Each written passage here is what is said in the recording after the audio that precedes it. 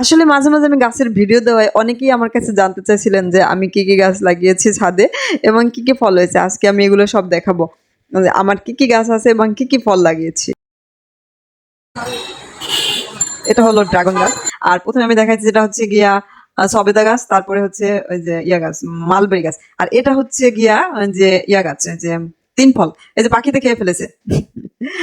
৩ ফল পাকছে এবং মানে পেকে গেছে, পাখিতেও খেয়েছে। এটা বড় একটা 3 ফল পেকে গেছে। পাকা আরো আছে। এখানে অনেকগুলো আছে কিন্তু। ছোট একটা গাছ, পিচ্চি। একেবারে মানে মাথা থেকে গোড়া থেকে মাথা পর্যন্ত হয়েছে।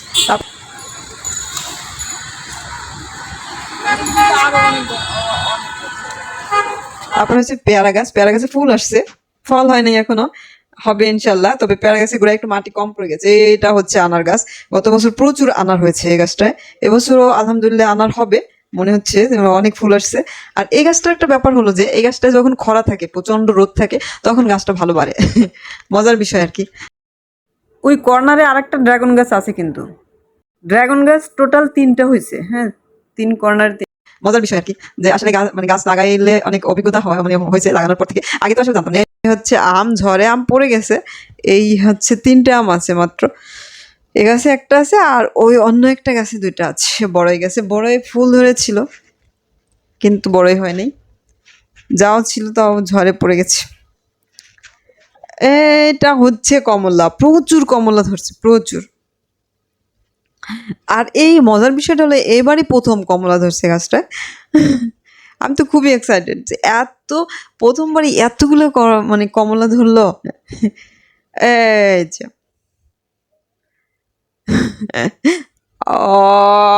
আরে আমটা পড়ে মানে আমটা পেকে গেছে মূলত, সেজন্য ধরার সাথে সাথে হাতের মধ্যে পড়ে গেছে। আমি মূলত পোজ দেওয়ার জন্য একটু ধরছিলাম। যাই হোক, এই যে আমার আরেকটা আনার গাছ। মানে এই গাছটার অবস্থাটা আমি দেখে অবাক হয়ে গেছি যে যখনই প্রচণ্ড খরা থাকে তখন হচ্ছে এই গাছটা বাড়ে আর ফুল টুল আসে একদম। মানে হচ্ছে পানি না দিলে দেখি যে গাছটা বাড়তে থাকে। অন্য গাছগুলো যখন পানি একদিন বা ২ দিন না দেওয়া হয় তখন চুপসে যায় বা পাতা ঝরে যায়। কিন্তু এই গাছটাতে যে পানি না দিলে অনেক বেশি ভালো হয়। এটা মালটা। এটা হচ্ছে গিয়ে অনেক বড় বড় মালটা হয়। একেবারে জাম্বুরার মতো অনেক বড় বড় মালটা হয়। এটা আমি গাছটা অনেক লম্বা, সেজন্য আমি এবার একটা ছোট্ট পাখির বাসা এনে এখানে ঝুলিয়ে দিলাম। আমার পাখির বাসা খুবই ভাল লাগে, এই ধরনের পাখির বাসাগুলা। আর এটা হলো ছাদের সবথেকে বড় গাছ।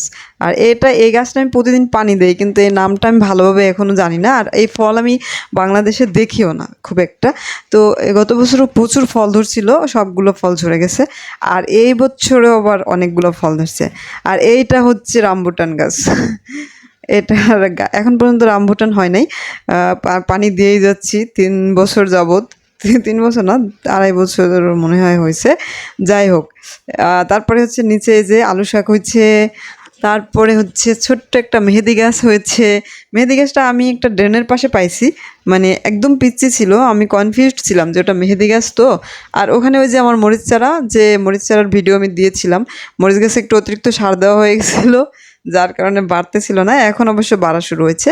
আর এই মাচায় হচ্ছে দুন্দুল গাছ আছে, কুমড়া গাছ আছে। কুমড়া গাছ ওই যে ওই পাশের ড্রামে হয়েছে, তাও এটাতে মানে এনে দিলাম। তো এটার মধ্যেই হয়েছে। শশা গাছও আছে। এটা হলো সবথেকে বড় মরিচ গাছটা। অনেক ফুল ধরছে মাশাআল্লাহ। আর ওইখানে আরও একটা মরিচ গাছ আছে। ওই মরিচ গাছটা আমি এটার পাশে এনে রাখবো। কারণ হচ্ছে ওইটা আমার ভাই ওই যে লাইনে মানে পাইপ দিয়ে পানি দেওয়ার জন্য ওই কর্নারে নিয়ে রাখছে, ওই লাইনে রাখছিল। এটাও ওপাশে রাখছিল, পরে আমি আবার এনে এখানে রাখলাম কারণ লাইনটা কেমন মনে হয় নষ্ট হয়ে গেছে।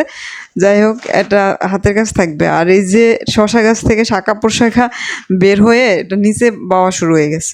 এগুলো সব মাচায় উঠাই দিতে হইবে সুন্দরভাবে মেলঝিল করে।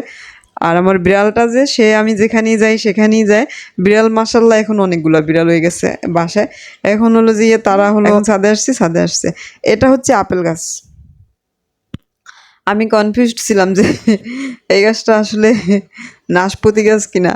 তো হচ্ছে পরে আমার ওই যে বোন বলল যে না, এটা আপেল গাছই। আর হচ্ছে লেবু গাছ পটাশ দেওয়া হয়েছিল।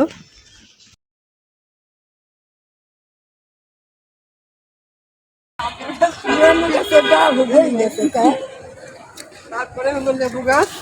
লেবু গাছে পটাশ একটু বেশি দেওয়া হয়ে গেছে। লেবু গাছ আর মরিচ গাছের অবস্থা এমনি অবস্থা। তারপরে হলো লেবু গাছ, ডাঁটা শাক, পুঁই শাক। বাই।